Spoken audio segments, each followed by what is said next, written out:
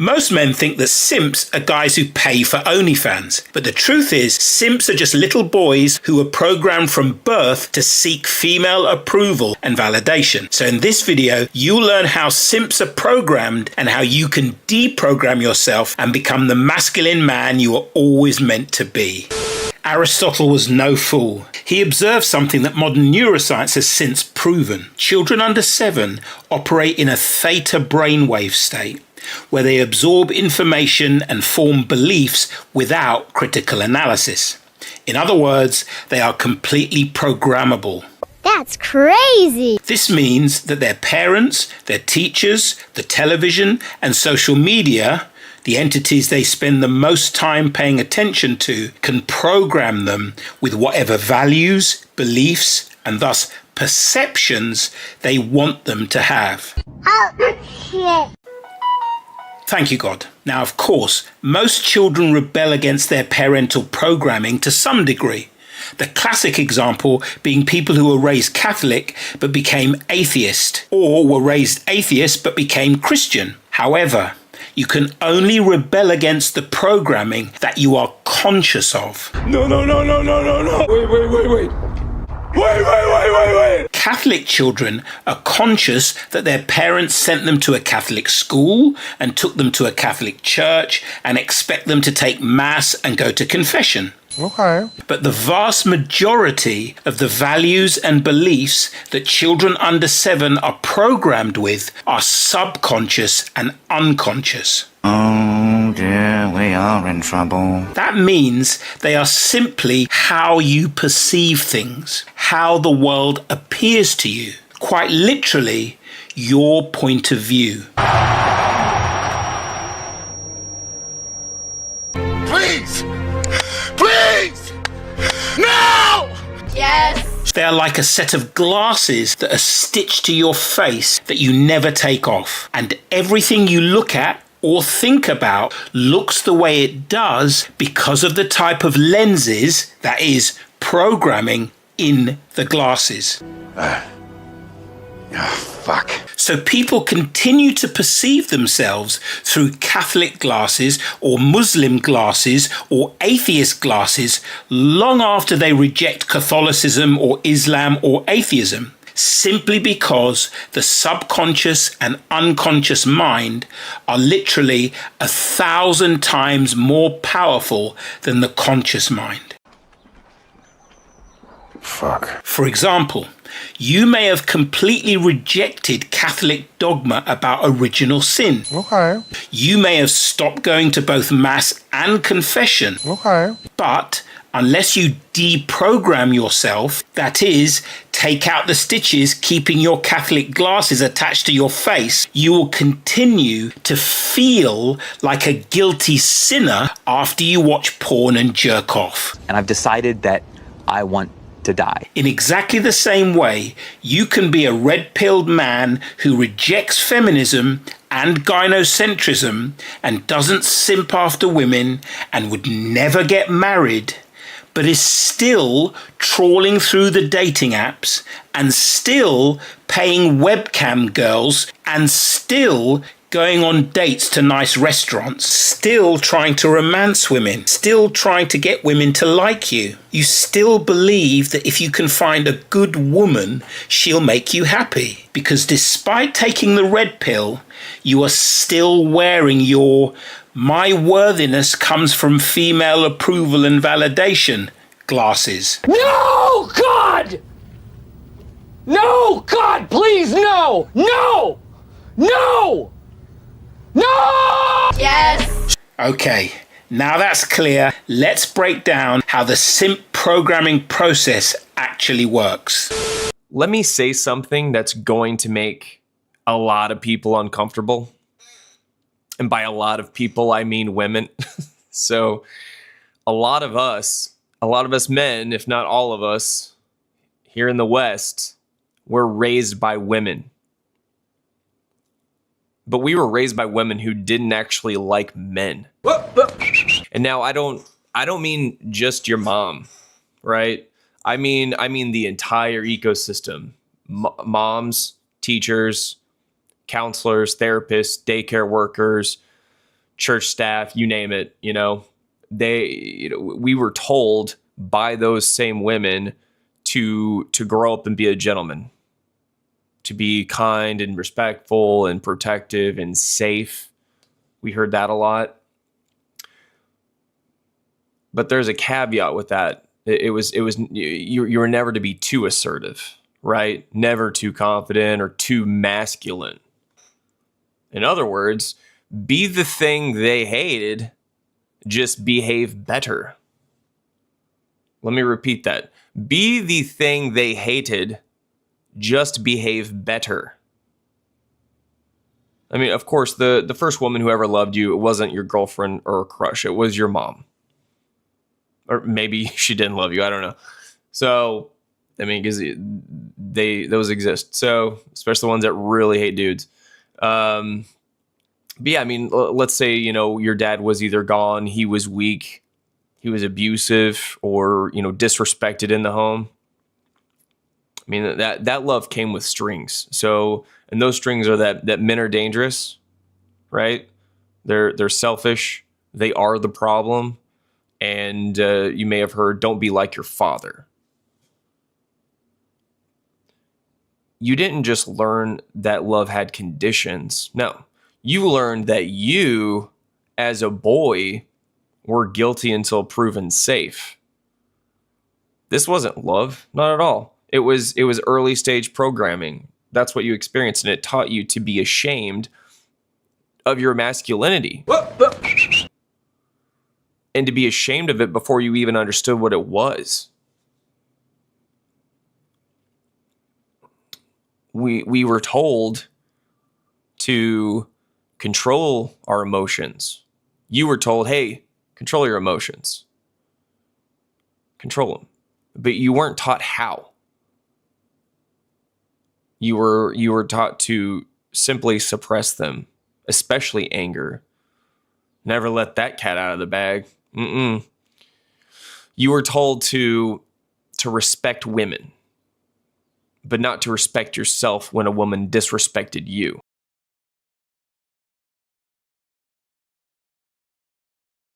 You were told to be kind and be gentle, but you weren't taught how to say no without fear of rejection or punishment. Plain and simple, you were not raised to be a man. We were not raised to be men in this country, in this culture. We were raised to be safe for women. To be safe for women. And if you stepped outside those lines, you got hit with the ultimate insult. Possibly. You're acting just like your father. Right? You heard that one before? You're acting just like your father. But let's talk about numbers here. Let's talk about, school for a second. Over 76% of K through 12 teachers in the US are women. In early education, it's over 90%. From the moment you step into a classroom, you are placed in a behavioral system designed by women, for girls. Boys they're just outnumbered, they're outcultured. You're expected to, sit still for hours, use your inside voice, never interrupt, never talk back, never challenge authority, always be obedient. But what's actually happening is that normal male behavior is being pathologized. Yeah, if you're, I've heard this one when I was 9. If you're too energetic, you have ADHD. My 9th grade teacher, Mrs. Tinsley, thought I had ADHD because in the middle of social studies, I learned how to do this and was super excited about it and kept doing it. So, and I didn't have ADHD. I was just The doctor said, no, he's just a 9-year-old. So hats off to that doctor. But yeah, I mean, you're assertive. That means you're aggressive. If you disagree, that means you're oppositional. And if you're fidgety, then you're disruptive, right? And what happens to boys in this system? They adapt by shrinking. I've talked about this. They or they rebel and get punished for it. Either way, the message is clear. Boys, your nature is a problem.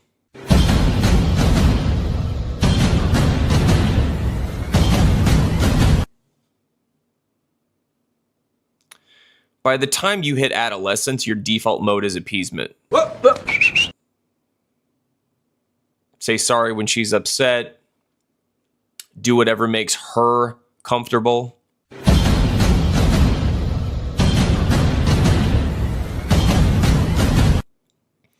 Never raise your voice.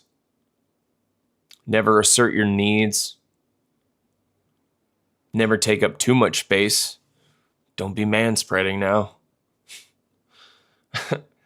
You're not operating from strength. You're performing for approval, because deep down the programming says if you're good enough, she won't leave, and if you're soft enough, you'll be safe, right? But that's not love. That's fear-based compliance, just dressed up as virtue.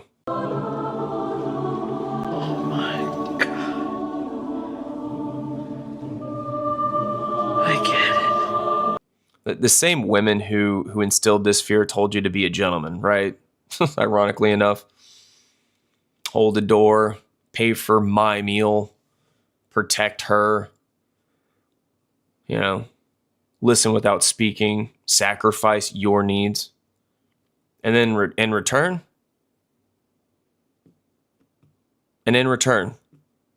disrespect when you set a boundary, accusations when you assert yourself, emotional manipulation when you withdraw, and rejection when you stop playing nice. These ain't opinions. These are facts. See, it was never about mutual respect. It was about behavioral compliance, okay? You don't get applauded for being a good man. You get used. You're goddamn right. You get used and abused until you stop performing.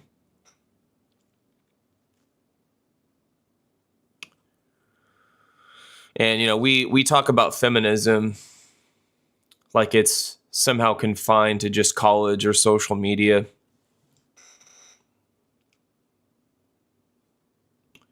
But its more formative influence happens at home. It happens in the home. Single moms projecting their unresolved anger at men onto their sons. I told you so. Married women belittling their husbands in front of their kids. Daughters that are learning to be dominant, and sons learning to submit.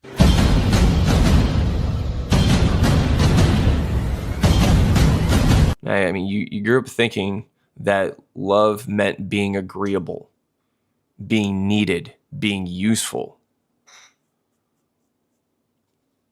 And now as a man, I mean, this day and age, man, you're saying yes when you want to say no. You let women walk all over you.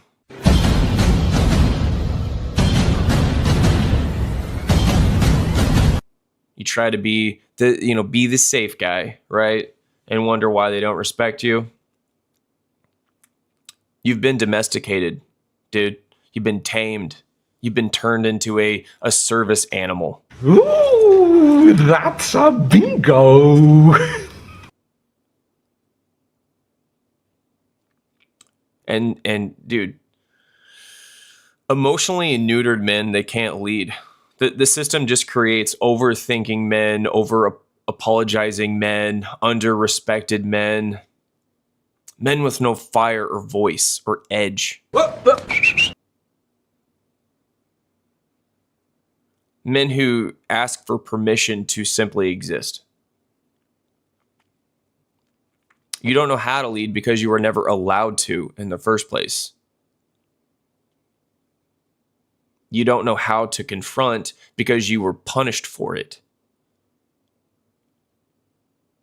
You don't know how to hold frame in a relationship because the only frame you know is make sure she's happy or you'll lose everything. This motherfucker don't miss. No, he's fucking good. That motherfucker don't miss, man. He's good. In the heat of battle, he don't miss. No. In the heat of controversy, he don't miss. No. A lot of men are just walking on eggshells in relationships right now, especially marriages. You don't say. Where they have everything to lose in the marriage and in the divorce, whereas the woman has everything to win and to gain from both. But yeah, you were told masculinity is dangerous and that strength is oppression, that assertiveness is aggression. But the truth is that the absence of masculinity is the real danger. Correct. Thank you.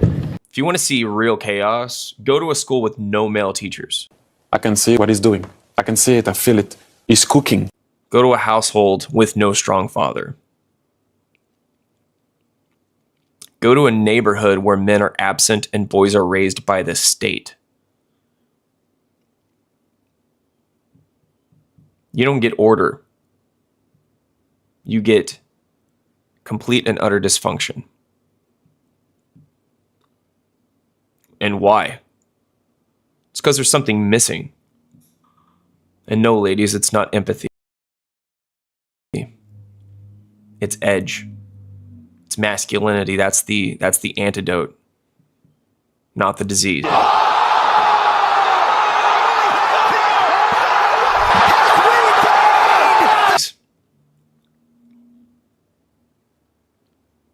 So men, you want your strength back? You want to break the spell?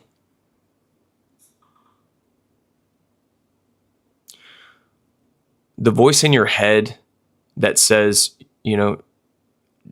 don't make her uncomfortable, don't be scary, don't take up space, don't make her mad.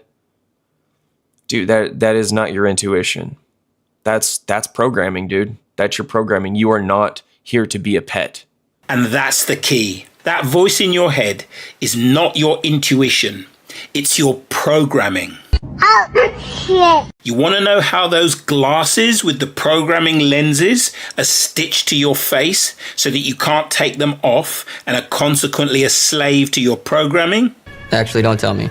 Okay, just tell me real quick. They're stitched to your face by the constant, non-stop, ever-present voice in your head. Surprise, motherfucker. They are stitched to your face by your unconscious, compulsive thinking. Ah, you motherfucker. They are stitched to your face by your monkey mind.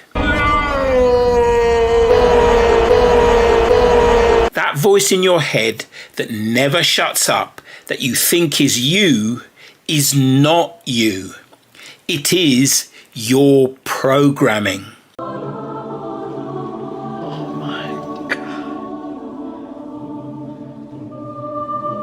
I get it. So if you want to be free of your gynocentric programming and your ruling elite programming and your religious programming and your scientific materialist atheist programming, so that you can actually see the world, women, and most importantly, yourself as they actually are in reality, rather than as you've been programmed to see them, then you must develop the ability to silence your mind and get that voice in your head to shut the fuck up. Damn! So that you can experience inner peace, natural joy, and unconditional worthiness. With all due respect, what the fuck? The transcendent feeling of complete contentment, satisfaction, and fulfillment that doesn't require the approval of a woman or of anyone else. Hallelujah. Hallelujah. Hallelujah. It may surprise you to know that inner peace, natural joy, and unconditional worthiness, the total absence of shame and guilt and lack and fear, is your birthright. What? What did you say, nigga? You actually experienced it for the first 18 months of your life, except when you were hungry or in physical discomfort. Oh, I see. If you've ever spent any time with a baby when it wasn't crying from hunger or pain, what you witnessed in its oceanic eyes is every human's birthright. Inner peace, natural joy, and unconditional worthiness. That's not ridiculous. That's not ridiculous to say that. Do you know the only thing stopping you from feeling all of that right now? Your programming. Oh, man. Oh, God. Oh, man. Oh, God. Oh, man. Oh, God. Oh, man. Oh, God. Oh, man. Oh, God. Yes. That is the voice in your head that never shuts up, that you think is you, but is not you. Alright, I get it! So if this video made sense to you, and you are sick of needing female approval and validation in order to feel worthy, sick of craving female attention, even though you don't really like the way most women act, sick of being addicted to porn and webcam girls because watching other men fuck them while pretending that you're fucking them, or watching women play with themselves and do what you tell them to do is the only way you can get your fix of female approval and validation.